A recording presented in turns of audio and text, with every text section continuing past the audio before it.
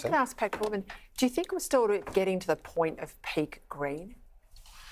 Well, I think one of the great things that's happened is we saw back in 2010, and you remember it well, the Liberal Party used to preference the Greens. That's how Adam Bandt got into Parliament. We saw at the 2020 election in we didn't South preference Brisbane. the Greens, we just preferenced Labor last. But anyway, keep going.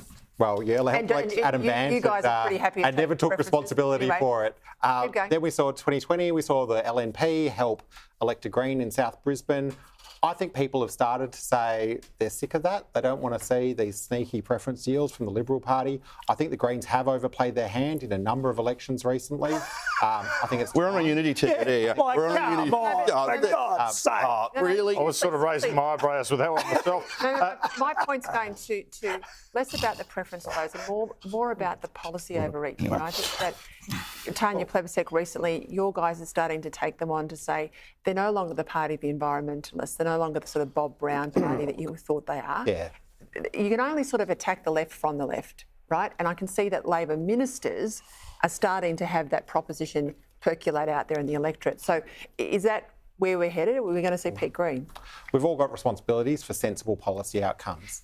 If I think about some of the things that we saw even with the ACT election, we saw some of the Greens in the ACT on election night even saying that they thought that maybe the federal Greens and their extreme agenda had gone too far. I argue that the Greens used to be a progressive force. Now they're just an aggressive force, and I think we're seeing that a little bit too much. And to this point, I think this is an important test for the Greens and how they'll go federally. I mean, we saw them make ground federally in Brisbane last time.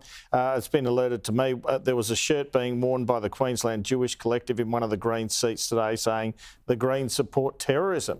The Queensland Jewish Collective. Well, there are Iranians out. There was as well. Very much. A campaign there on the Greens on foreign policy. You never would have seen that 10 years ago, and that will be taking place during the federal election, no doubt.